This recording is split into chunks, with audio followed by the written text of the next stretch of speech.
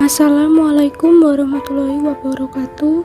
Di sini kami akan mereview literatur dengan judul Cloning Gen Penyandi Endo 1,4 beta silanase asal isolat A bakteri silanolitik sistem abdominal rayap tanah pada E. coli top 10 PET30A+ dengan anggota kelompok Siti Juhairiyah dengan NIM 20, Cindara Nurhayati NIM 32, dan Kristi Natalia Ambat NIM 34.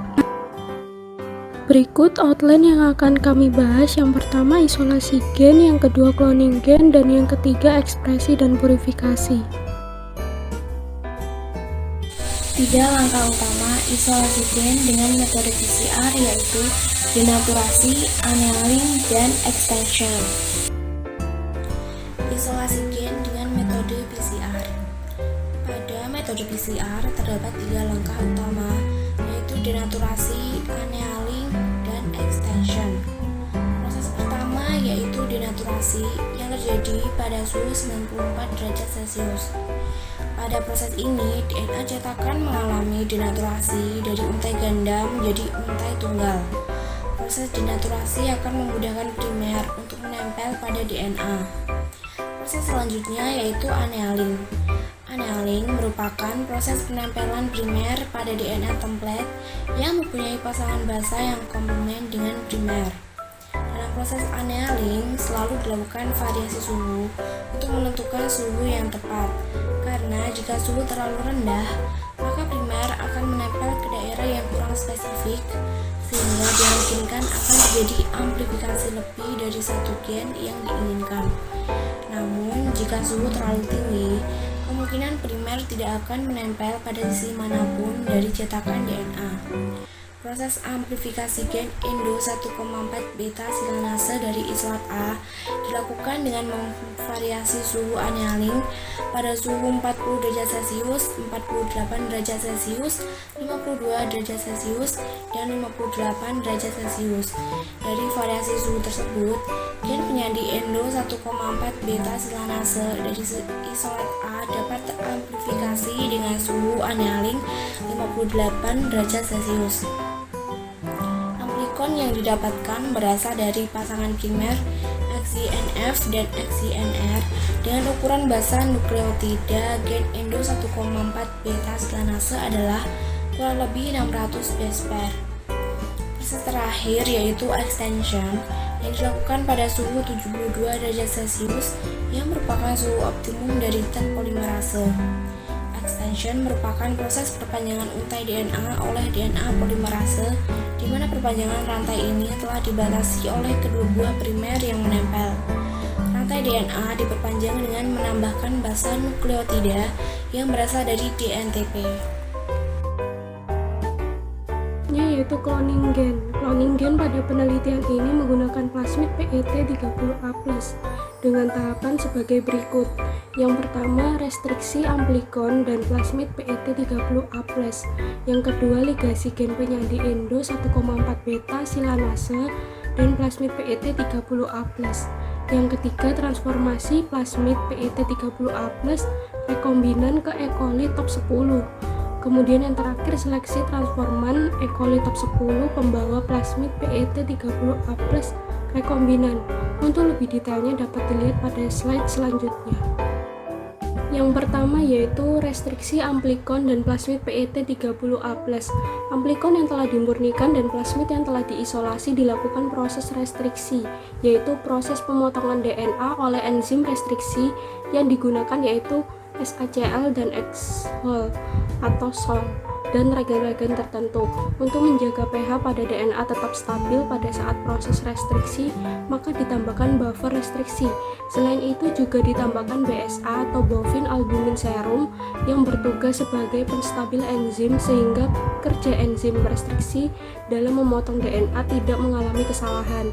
Kemudian diinkubasi selama 1 jam di water bed dengan suhu 37 derajat Celcius. Hasil analisis dilakukan dengan elektroforesis gel agarose 1%. Yang kedua, ligasi gen penyandi endo 1,4 beta silanase dan plasmid PET30A+. Plasmid PET30A+ dan amplikon dari gen penyandi endo 1,4 beta silanase Isolat A yang telah dipotong dengan menggunakan enzim restriksi kemudian digabungkan untuk membentuk DNA rekombinan. Proses ini dinamakan dengan ligasi. Untuk menjaga pH pada saat proses ligasi ditambahkan buffer ligasi. Sedangkan untuk mengoptimalkan proses ligasi diperlukan inkubasi selama 18 jam dan enzim T4 ligasi akan bekerja secara optimal pada suhu 40 derajat Celcius. Yang ketiga yaitu transformasi plasmid PET 30A+. Diawali dengan mencampurkan hasil ligasi gen penyaji endo 1,4 beta silanase dan plasmid PET 30A+ ke dalam sel kompeten E. coli top 10. Campuran diinkubasi pada suhu 4 derajat Celcius selama 30 menit. Head shock dilakukan dengan menginkubasi campuran sel dalam water bed pada suhu 42 derajat Celcius selama 1 menit, lalu dipindah ke ice bed selama 2 menit. Selanjutnya menambah media LB cair ke dalam masing-masing campuran sel, lalu diinkubasi dalam shaker inkubator suhu 37 derajat Celcius selama 1 jam. Tahap terakhirnya menumbuhkan sel hasil transformasi ke media agar plate yang mengandung kanamisin, lalu diinkubasi pada suhu 37 derajat Celcius selama 16 jam. Plasmid yang ada dalam sel inang E. coli top 10 ditumbuhkan pada media agar LB atau Luria bertani yang mengandung kanamisin, karena plasmid PET 30A+ memiliki gen resisten kanamisin sedangkan inang E. coli top 10 tidak memiliki gen resisten kanamisin. Kemudian yang keempat, seleksi transforman E. coli top 10 pembawa plasmid PET 30A+ rekombinan. Seleksi transforman untuk mendapatkan koloni pembawa plasmid yang mengandung gen endo 1,4 beta silanase dilakukan dengan restriksi plasmid dengan enzim SOL. Dari koloni yang tumbuh, hasil transformasi produk ligasi antara gen endo 1,4 beta silanase dan plasmid PET 30A+ diambil koloni yang tumbuh dan dilakukan isolasi plasmid dengan metode alkali dan dilakukan secara konvensional. Dari hasil isolasi plasmid kemudian dilakukan restriksi dengan enzim SOL untuk mengetahui adanya gen insert yang telah masuk dalam plasmid PET 30A+, lalu dilakukan analisis dengan elektroforesis gel agarose. Purifikasi DNA plasmid menggunakan kit GS Quick Gel Extraction Kit 50. Yang pertama, gel agarosa mengandung pita DNA plasmid dipotong dengan menggunakan cutter bersih dan dimasukkan ke dalam tabung Eppendorf. Dengan berat total gel Eppendorf maksimal 1,3 gram.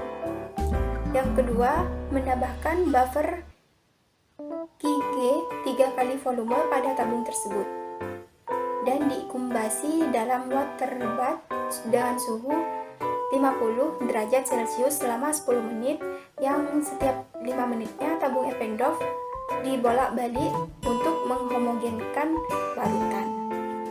Yang ketiga, setelah gel larut dengan sempurna, tabung Eppendorf tersebut sisipin, kemudian dipindah ke dalam sebanyak 800 mikroliter ke kolom QI Quick yang dilengkapi dengan tabung pengumpul, lalu disentrifugasi 2000 rpm selama 1 menit.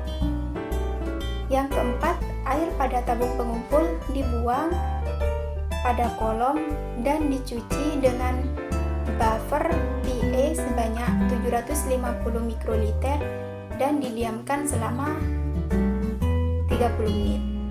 Yang kelima, disentrifugasi 2000 rpm 1 menit.